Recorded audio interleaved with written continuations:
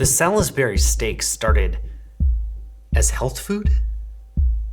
Plunge into new Salisbury steak and gravy with our original macaroni and cheese. It might not be hard to convince you that this is weird, but you have no idea.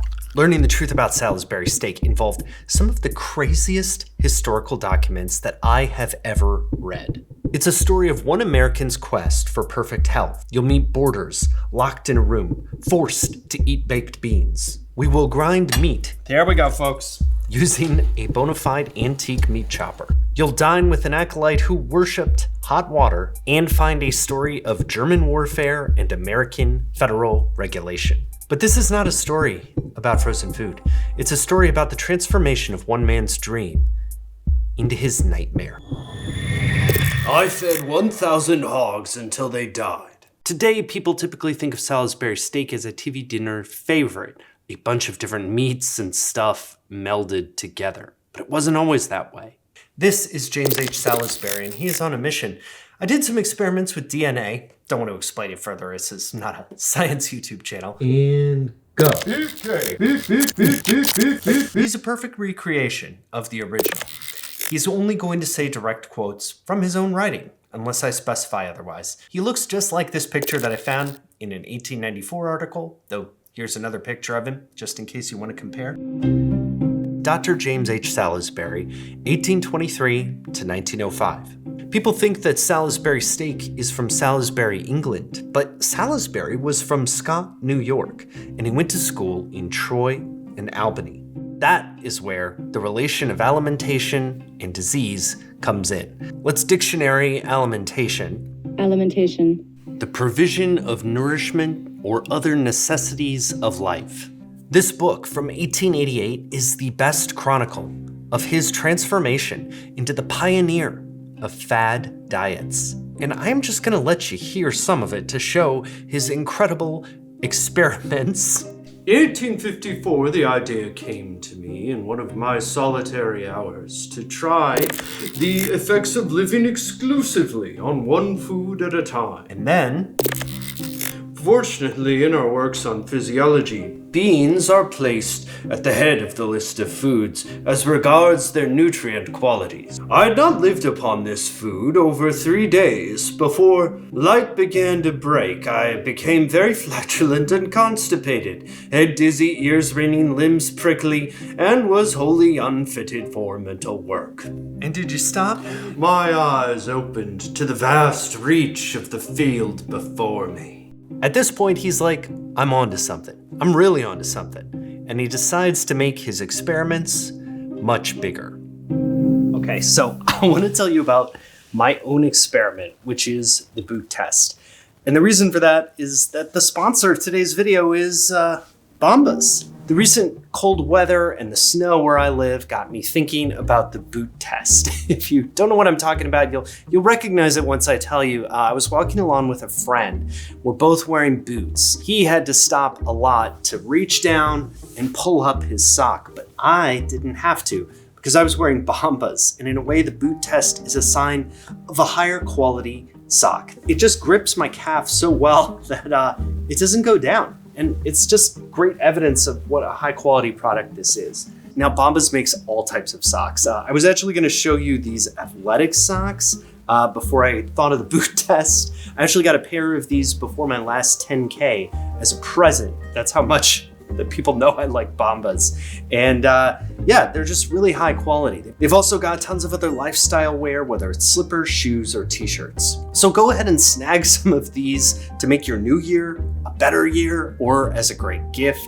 You can use the link in the description or the QR code that I've got on screen, and you will get 20% off your first purchase. Use that code PHIL20. Get 20% off your first purchase. Thank you to them for sponsoring this video. Let's get back to it. By the way, can you provide me any sort of political update? I mean, after all, I was in the Civil War. Have things gotten a lot better now? You know, let's just move on to the experiments. Okay. In September 1856, I engaged 6 strong, healthy men in the vigor of life, ranging in age from 25 to 40 years, to feed upon a special line of diet. I would pay them $30 per month each. The diet consisted first of baked beans and coffee. I just want to make this clear. This doctor has paid 6 men to live with him and only...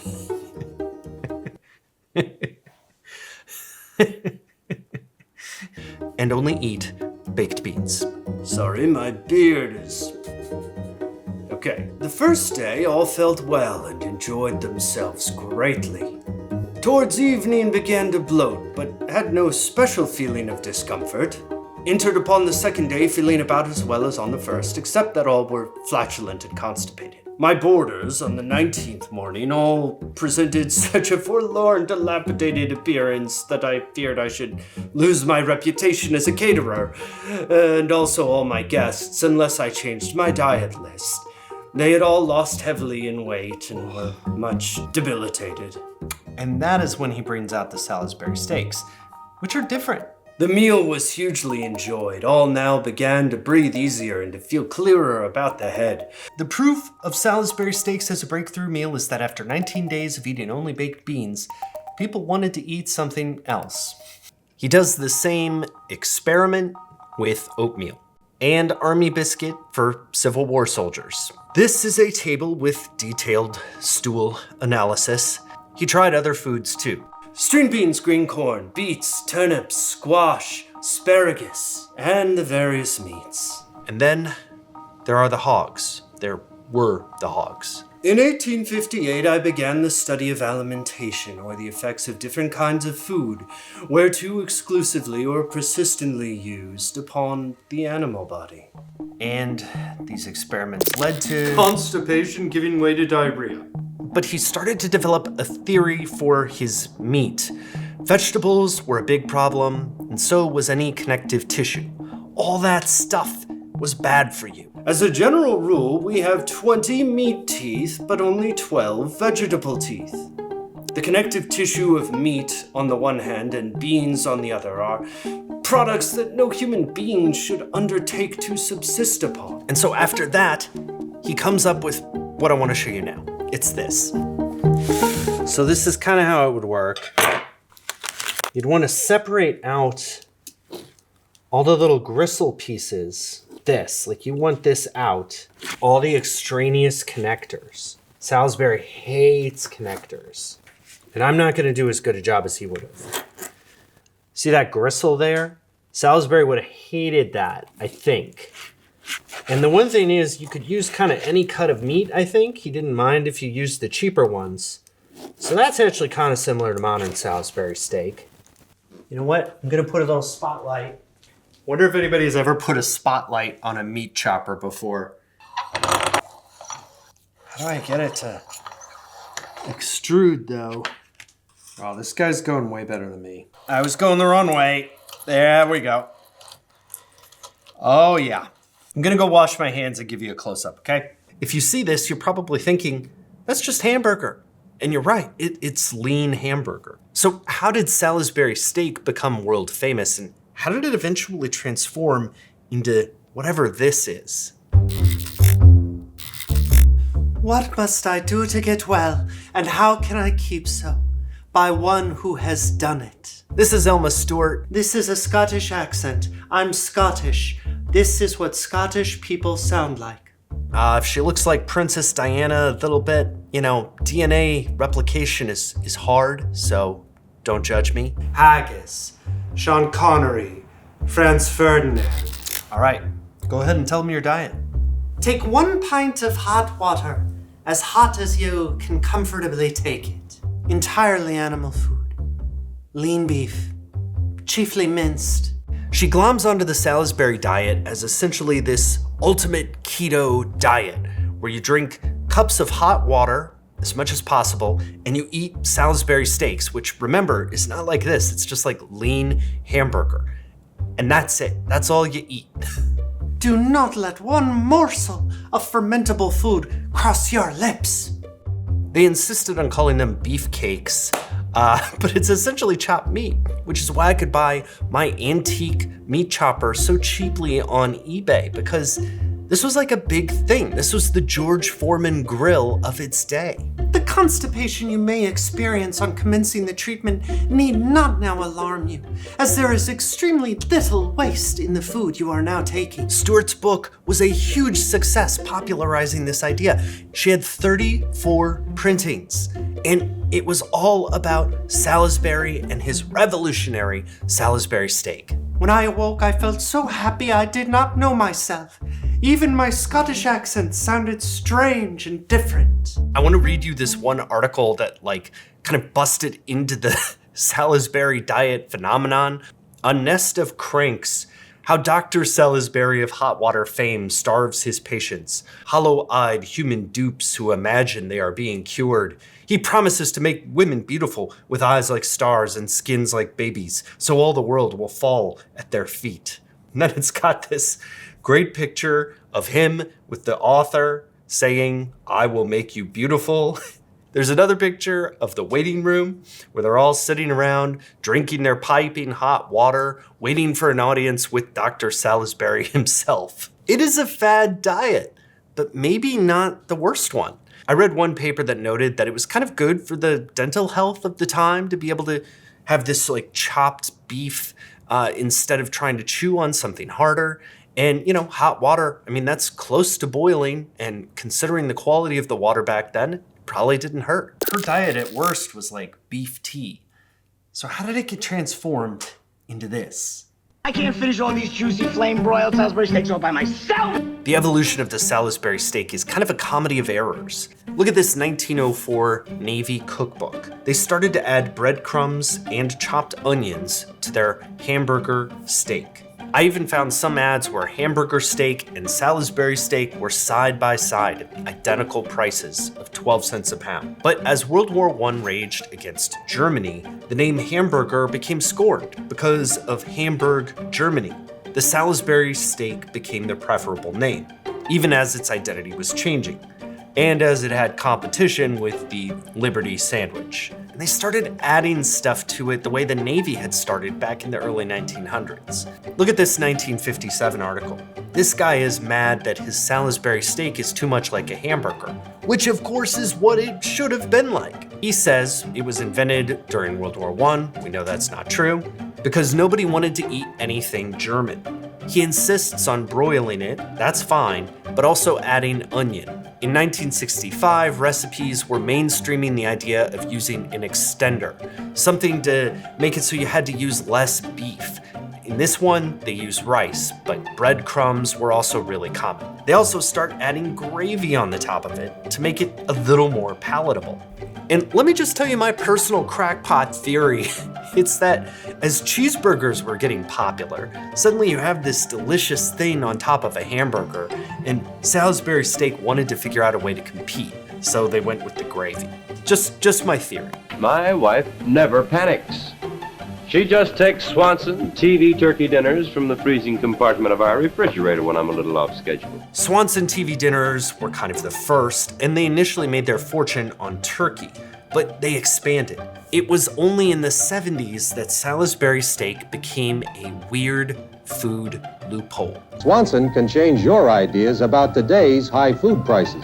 In the 1970s, Congress started to tighten regulations on what you could call hamburger or steak. It couldn't have binders, extenders, and it had to be beef.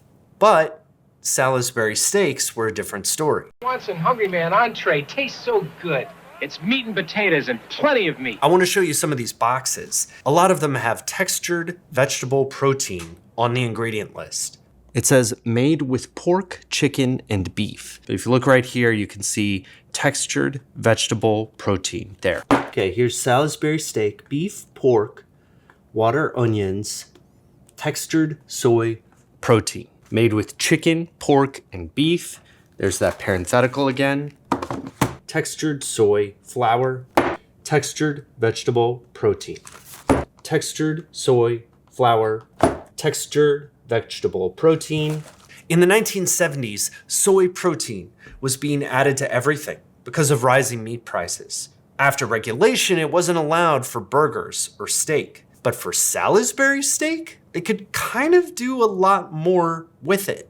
Today's regulations are insane if you know the history of James Salisbury and how much he hated vegetables and anything being put into meat. But instead, today's Salisbury steaks have to be only 65% meat, and 25% of that can be pork. You can have 12% extenders and liquids. You either die a hero, or a YouTuber does a DNA experiment on you, and you see yourself become the villain. That's not a quote. I just show him a lot of Christopher Nolan movies in liminal space. Tenet is the same forwards and backwards. Yeah.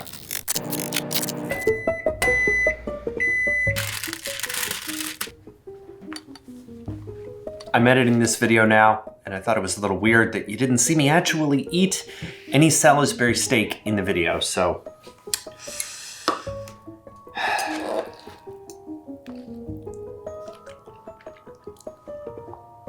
You know, the mac and cheese is good.